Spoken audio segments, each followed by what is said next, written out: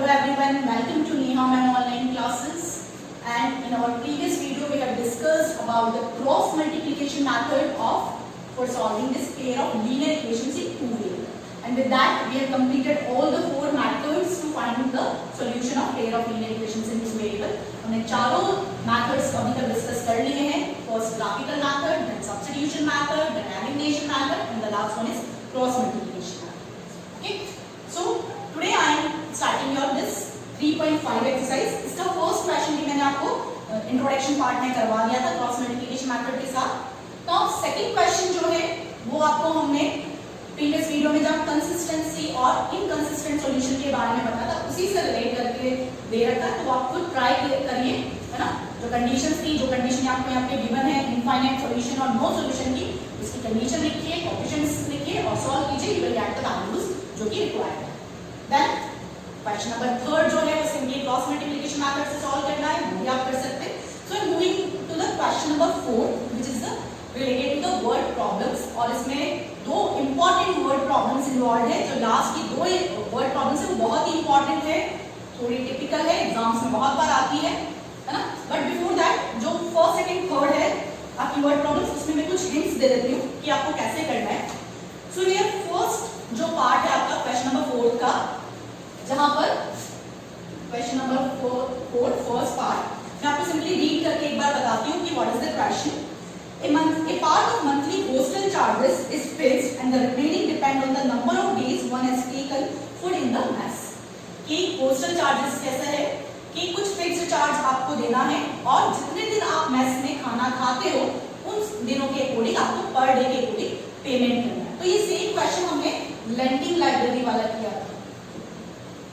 Okay, तो उसी से हम रिलेट कर सकते हैं. वहां पे भी ऐसे ही था कि कुछ फिक्स्ड चार्ज था लाइब्रेरी का और जितने दिन आप एक्स्ट्रा रखते हो उसका चार्ज अलग लगता है. सेम यहाँ पर भी आपको दिया है ना, कि फिक्स्ड चार्ज आपके पास सपोज x मान लो और जो आपके पास मेस का है ना, तो fixed charge and the cost of food per day भी y मान सकते हैं हम. So now question is there कि when a student takes food for 20 days, she has to pay 1000 rupees. ना कि 20 days अगर कोई A स्टूडेंट है वो क्या कर रही है, हॉस्टल में फूड ले रही है ना.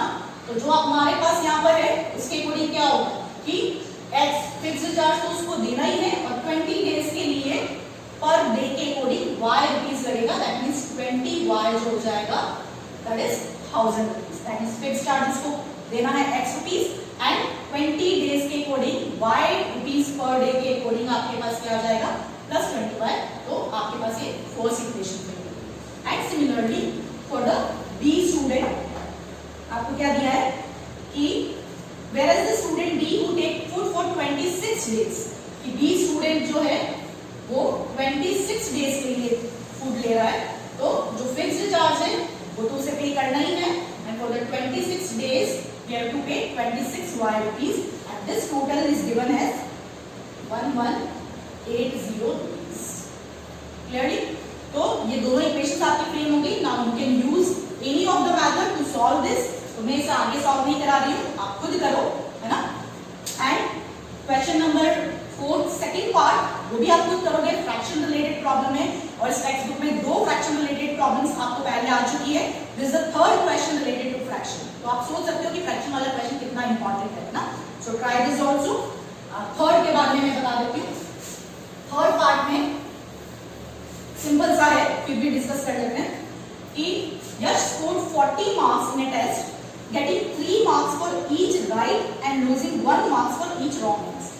क्या जैसे नेगेटिव मार्किंग होती है उस तरह से चल रहा है कि अगर आपने सही आंसर दिया है तो आपको +3 मार्क्स मिलेंगे, लेकिन अगर आपने क्वेश्चन का आंसर रॉन्ग दिया है तो 1 मार्क्स आपका डिडक्ट कर दिया जाएगा.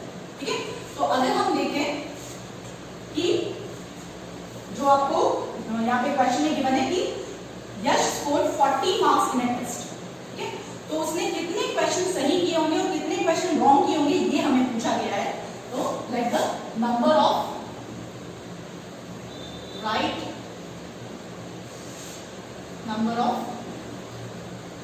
राइट आंसर्स सपोज हम x ले रहे हैं and number of wrong answers जो है वो हम सपोज y ले रहे हैं।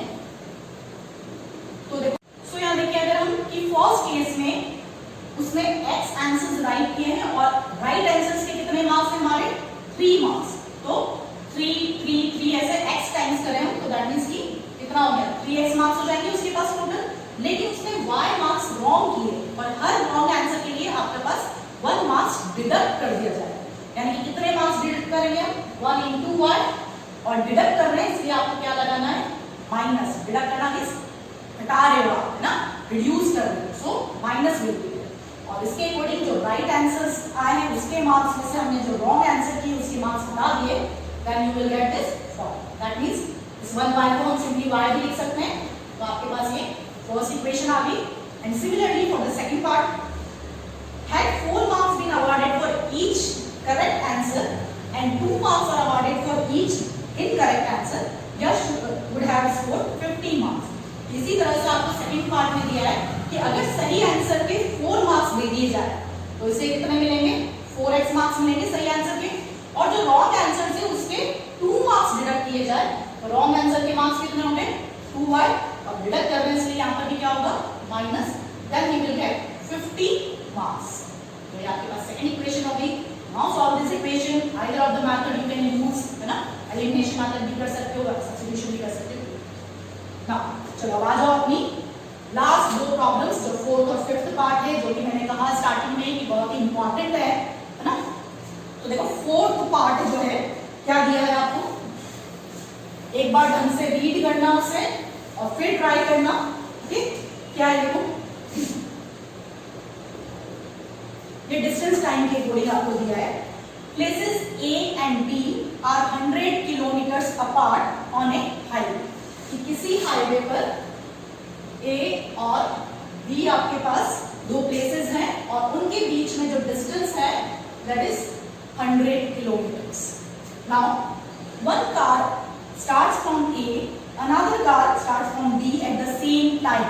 अब फर्स्ट केस क्या दिया आपको यहाँ पर कि एक कार जो है वो इस A से स्टार्ट हो रही है, यहाँ पे एक और फिगर बना देती हूँ मैं, और एक कार जो है वो B से स्टार्ट हो रही है और सेम टाइम पर स्टार्ट हो रही है। And if the car travels in same direction at different speeds they meet in 5 hours। क्या मीनिंग है कि अगर A और B अलग अलग स्पीड से जा रही है ना, तो हम लेट कर देते हैं कि A जो है वो x किलोमीटर पर आवर की स्पीड से चल रहा है और B जो है वो y किलोमीटर पर आवर की स्पीड से चल रहा है। ना फर्स्ट केस में आपको बोला है कि they both are moving in the same direction. Same direction मतलब सपोज कि A भी इस डायरेक्शन में मूव कर रहा है और B भी उस डायरेक्शन में मूव कर रहा है, तो सेम डायरेक्शन हो गई।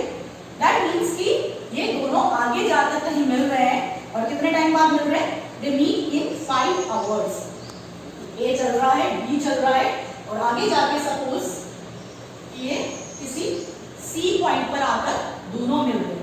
अब मिलेंगे कैसे, ऑब्वियसली जब A ज्यादा स्पीड से चल रहा होगा तभी ये मिल पाएंगे यहाँ पर है ना। तो A यहाँ पर x जो है वो आपका ग्रेटर है y से, मतलब A की स्पीड ज्यादा है।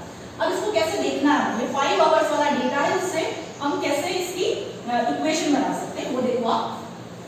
यहाँ पर अगर हम देखें कि A से C तक पहुंचने के लिए इस A पर जो कार है उसको कितना टाइम लगा है ना, या हम ये बोले कि एक ने 5 hours में कितना डिस्टेंस ट्रैवल किया इस C तक पहुंचने के लिए है ना। हम डिस्टेंस फाइंड आउट करेंगे इस A का। दैट मींस AC जो आपके पास फिगर में दिख रहा है उसका मेजरमेंट क्या है वो हम चेक करें। तो हमने क्या पढ़ा था, speed is equals to distance upon time and distance is equal to speed into time. तो हम डिस्टेंस फाइंड आउट करना चाह रहे हैं तो स्पीड इनटू टाइम। तो यहाँ पर देखो क्वेश्चन में क्या दिया था कि they will meet in 5 hours, यानी कि 5 hours के बाद 5 घंटे बाद वो C पर आ जाता है ना। तो टाइम यानी कि दे रखा है 5 hours, स्पीड भी हमें दे रखी है, हमने जो लेट करी वो x। दैट मींस कि distance travelled bye A in 5 hours क्या हो जाएगा, वो आपकी speed that is x, time that is 5। That means ये जो डिस्टेंस है हमारे पास वो आ गया 5x किलोमीटर्स। आप ऊपर वाली टर्म्स खुद लिख लेना कि the speed of A car is x kilometre per hour and speed of B car is y kilometre per hour. ठीक है, नाउ सिमिलरली यही सेम चीज हम b के लिए डिस्कस करें कि b ने इस यहां से स्टार्ट किया और c तक गया, इसने भी यहाँ पर c तक पहुंचने के लिए 5 आवर्स ही लगाए, है ना। तो इन 5 आवर्स के लिए आपके पास एक डिस्टेंस bc जो है वो कितना आया, तो सेम वे में अगर हम देखें कि डिस्टेंस ट्रैवल्ड बाय b इन 5 आवर्स, यहाँ पर भी क्या है स्पीड इनटू टाइम, और b की स्पीड है हमारे पास y और इसका टाइम भी क्या है हमारे पास 5, दैट मींस 5y किलोमीटर्स इस b ने डिस्टेंस ट्रैवल। अब देखो जो मेजर स्टेप है कि हम इक्वेशन कैसे बनाएं। देखो अभी तक हमने ये 100 जो टर्म दिया था वो यूज नहीं किया है ना। तो अगर हम इस फिगर को ध्यान से देखें, है ना, दिस a और b जो है वो आपका 100 किलोमीटर के बना है। तो लुक एट द फिगर, आपके पास क्या होगा, इस AC में से अगर मैं ये BC, है ना, ज्योमेट्रिकली फिगर के हिसाब से आप देखो तो AC डिस्टेंस में से अगर मैं BC डिस्टेंस माइनस कर दूं then you will get this 100 kilometres, है ना। AC उसमें से BC हटा दिया तो आपके पास क्या आ गया, AB आ गया, है ना। AB क्या दिया लिखा है, 100, तो AC जो है वो हमारे पास आ गया, या AC और BC भी लिख सकते हो क्योंकि वही टर्म आ रही है हमारे पास। AC की वैल्यू है हमारे पास 5x एंड BC की वैल्यू है हमारे पास 5y एंड दिस इज। अभी भी इस इक्वेशन को थोड़ा सा हम रिड्यूस कर सकते हैं अगर 5 कॉमन ले लें, so it will be this, और इसमें अगर 5 का हम डिवाइड करें x minus y equals to 12, this is our first equation. ठीक है, एक बार वापस सुन लो क्योंकि सेकंड जो इसकी इक्वेशन बनेगी वो भी इसी टाइप से बनेगी कि a और b दोनों सेम डायरेक्शंस में चल रहे हैं, a की speed x kilometre per our है, b की speed y kilometre per our है। तो 5 आवर्स के बाद वो किसी पॉइंट c पर मिलते हैं, है ना। तो हम यहाँ क्या निकाल रहे हैं, डिस्टेंस निकाल रहे हैं कि इन 5 आवर्स में a ने कितना डिस्टेंस चला AC और b ने कितना डिस्टेंस चला BC। तो AC की वैल्यू कैसे निकलेगी, speed into time, that means a की स्पीड x और टाइम इज 5, तो 5x हो गया। सेम ऐसे ही कि b ने कितना डिस्टेंस चला BC, दैट मींस इसकी स्पीड y और इसका टाइम 5, दैट इज 5। नाउ ये जो टर्म हम ले रहे हैं तो ज्योमेट्रिकली ले रहे हैं कि फिगर में हमें जो दिख रहा है कि AC में से अगर हम BC हटा दें then we will get this AB which is 100। आपके पास ये इक्वेशन होगी। सेम ऐसे ही अगर हम नेक्स्ट कंडीशन पढ़ें तो देखो नेक्स्ट कंडीशन में क्या आ रहा है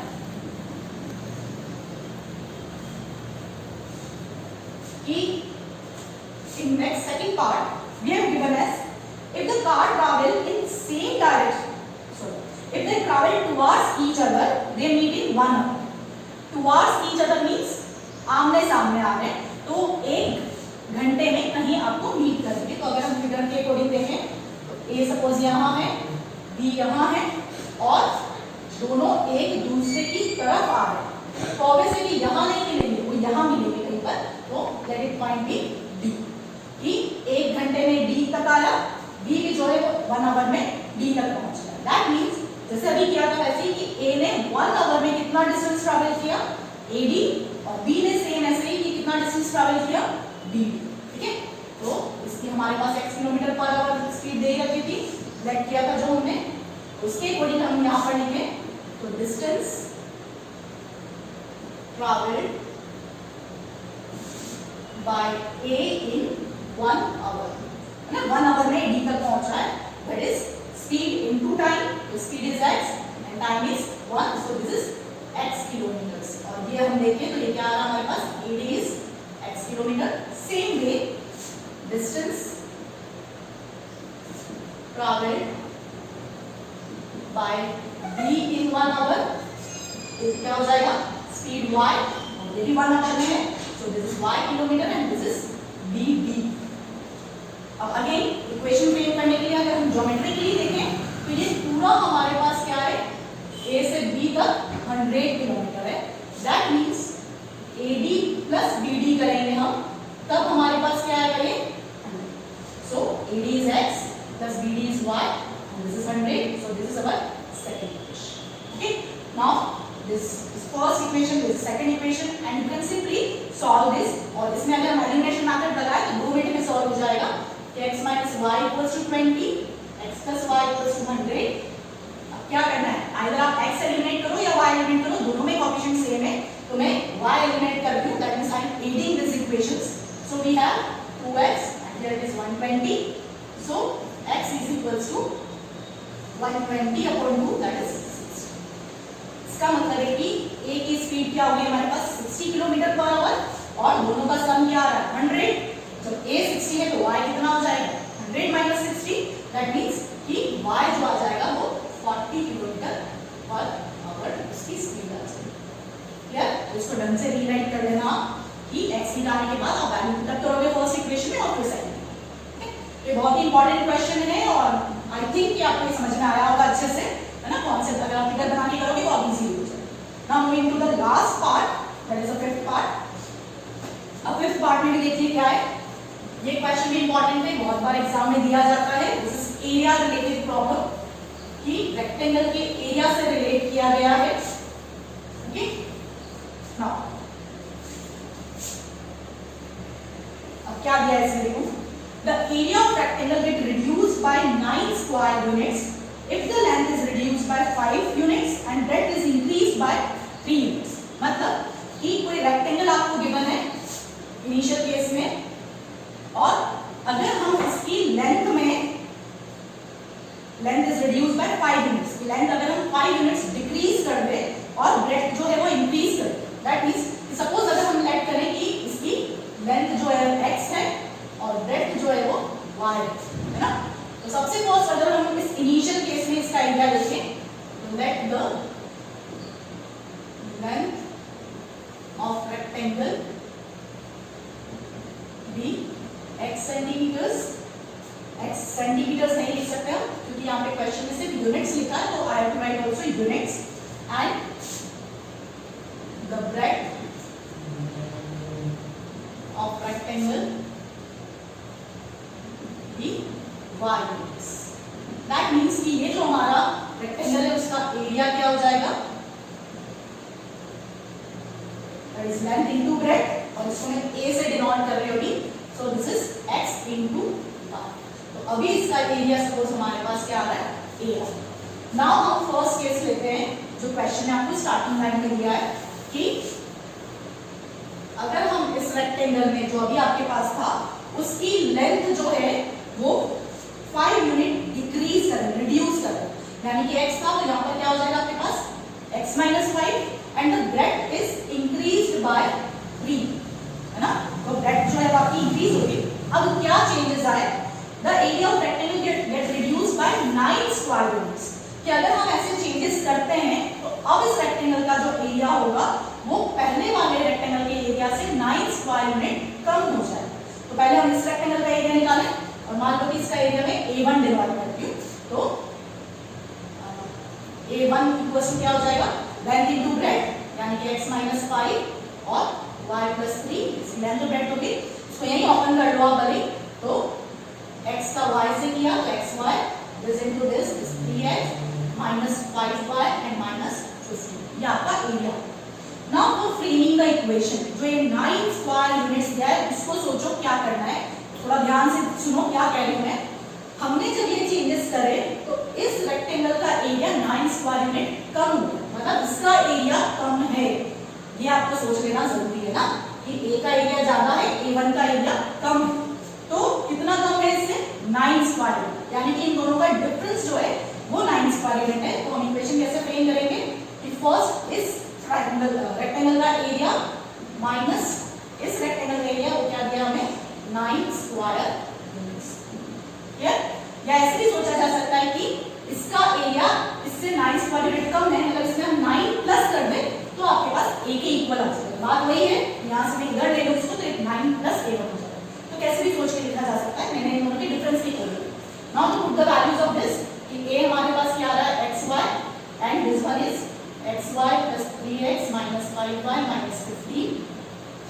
यहाँ पे ध्यान रखना है कि ब्रैकेट में लिखना है तो कितनी सारी टर्म्स है और आगे माइनस है। So now change the sign, plus 5y and plus 15 equals to 1। देखो ये xy आपके पास कट गया, और ऐसे भी हमने जो इक्वेशंस पढ़ी वो इसी फॉर्मेट में पढ़ी है अभी तक, तो आपके पास सही फॉर्मेट में आ जाएगी ये। और 15 में अगर हम चेंज करें तो this is is minus 3x plus 5y 9 minus 15. So we have minus 3x plus 5 and 9 minus 15 is minus 6. तो ये हमारी एक फर्स्ट इक्वेशन से क्लियर। क्या किया हमने, फर्स्ट जो रेक्टेंगल है उसको हमने xy माना, उसका एरिया आ गया x into y। देन जो चेंजेस क्वेश्चन में बोले वो किए हमने कि लेंथ जो है 5 यूनिट्स आप डिक्रीज कर रहे हो, ब्रेड जो है 3 यूनिट्स इंक्रीज कर रहे हैं, तो उसके अकॉर्डिंग हमने एरिया निकाला और जो गिवन था कि इन दोनों का डिफरेंस जो है 9। फर्स्ट इक्वेशन बनी। सेम ऐसे देखो अब नेक्स्ट इक्वेशन के लिए क्या दिया है, सेकंड पार्ट इसका, सेकंड के लिए क्या बोला, देखो क्या चेंजेस करे इन्होंने।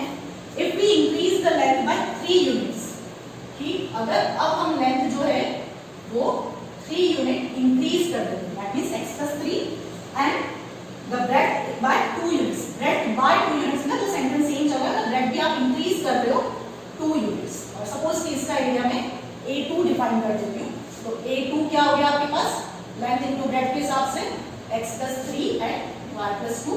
Solve this, xy 2x plus 3y plus 6। ठीक है, ये हम नीचे भी सॉल्व कर सकते हैं, लेकिन कभी कभी कुछ स्टूडेंट्स मिस्टेक कर देते हैं, इसलिए मैंने इसको यहीं पे ओपन कर दिया। नाउ देखो कंडीशन क्या दी है इसने, if we increase the length by 3 units and breadth by 2 units the area increases by 67। कि ऐसे अगर हमने चेंजेस किया है तो अब जो एरिया है वो पहले वाले से 67 स्क्वायर यूनिट्स ज्यादा है। That means now a2 is greater than a। That means कि हमें इसमें a2 माइनस a जो डिफरेंस दिया है दैट इज 67, है ना। कि ऐसे चेंजेस किया हमने तो इसका एरिया पहले वाले से 63 ज्यादा है। ठीक है, पुट द वैल्यूज, ये a2 की वैल्यू लिखी मैंने, माइनस a का हमारे पास जो एरिया है दैट इज xy। देखो यहाँ पर भी आपके पास xy वाली टर्म कैंसिल आउट होगी, तो हमारे पास ये लीनियर इक्वेशन इन 2 वेरिएबल के अकॉर्डिंग आ गया। Now again 2x plus 3y equal to 67 minus 6. So this is 2x plus 3y equals to 61. ये हमारी सेकंड इक्वेशन आ गई।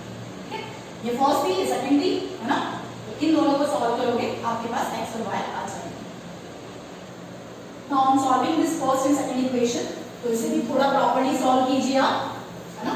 तो मैं यहाँ पर आपका एलिमिनेशन मेथड यूज कर रही हूँ। So my first equation I am rewriting it here, 3x plus 5y equal to minus 6 and the second equation is 2x plus 3y equal to 61। अब यहाँ पर अगर हम ध्यान से देखें तो कोई भी कोएफिशिएंट अभी हम डायरेक्टली x और y रिमूव नहीं कर पा रहे हैं कोई भी वेरिएबल को, तो हमें कुछ एक्स्ट्रा इनटू करना है। तो सपोज कि अगर मैं यहाँ पर x रिमूव करना चाह रही हूँ तो 3 और 2 क्या करना पड़ेगा, एलसीएम लेना होगा। तो 3 और 2 का एलसीएम क्या होता है 6, so I have to make this 6x in both the equation. तो अगर हम फर्स्ट इक्वेशन को 2 से मल्टीप्लाई करें तो देखो यहाँ 6x आ जाएगा, और ऐसे ही हम सेकेंड इक्वेशन को 3 से मल्टीप्लाई करें तो यहाँ पे 6 आ जाएगा। तो मैं दोनों चीजें एक साथ लिख रही हूँ यहाँ पर। क्या फर्स्ट इक्वेशन को करें तो ये क्या हो गया हमारे पास माइनस 6x प्लस, और जैसा कि मैंने पहले भी बोला कि पूरी इक्वेशन में होना चाहिए ना, तो यहाँ पे अगर 2 का इंटू किया तो 10y and here it is minus 12। and similarly जो नेक्स्ट पार्ट है वो इसी के नीचे फ्रेम करके लिख रही हूँ। तो सेकंड इक्वेशन को अगर हम 3 से इंटू करें so this is 6x plus 9y and here it is into 3, that means 3 और 180। ठीक है, अब हम अगर देखें तो here it is minus 6x and plus 6x, दोनों के साइन आपके पास अलग अलग है। दैट मींस कि हम इसे ऐड कर रहे हैं तो डायरेक्टली क्या हो जाएगा 0 हो जाएगा। ऐड कर रहे हैं इसलिए साइन चेंज नहीं कर रहे, ये ऐसे ही आपका कट के 0 है। दैट मींस यहाँ आ गया हमारे पास 19y and here it is 171, 183 बड़ा इसलिए इसका y की वैल्यू होगी upon 19, so this is 9 times आपके पास आ जाएगा। ठीक है, तो y की वैल्यू हो गई हमारे पास 9 यूनिट्स, और ये 9y क्या था हमारे पास ब्रेड थी। Now you have to find x also, तो इसको हमें फर्स्ट या सेकंड किसी इक्वेशन में पुट अप कर लेना है। So put y in first use कर रही हूं मैं, क्या आ गया minus 3x plus 5 into 9 equal to minus 6, so this will be minus 3x plus 45 equal to minus 6 and this will be 6 minus 45 and it will be minus 51. So x आ गया आपके पास minus 51 upon minus 3, minus minus cancel हो गया, उसको आप cut करो, so this will be 19. x की value आ गई हमारे पास, so 17. Okay, x is 17 units. Clear? तो क्वेश्चन में हमें क्या पूछा था? Find the dimensions of rectangle. Dimensions का मतलब उसकी लेंथ और ब्रेड्थ निकालनी है. तो हमारे पास लेंथ आ गई इसकी, यहाँ लिख देती हूँ कि length is 17 units and breadth is 9 units. So this is your final answer. ठीक है, तो ये सारी हमारी इंपॉर्टेंट वर्ड प्रॉब्लम्स यहाँ कंप्लीट हो गई. नेक्स्ट वीडियो में मैं आपको 3.6 एक्सरसाइज करवाऊंगी. वहां पर भी हमारे पास सॉल्व ही करना है लीनियर इक्वेशंस को, लेकिन थोड़े अलग पैटर्न में आपको वो इक्वेशंस दे रहे हैं. So wait for my next video. Till then, bye bye.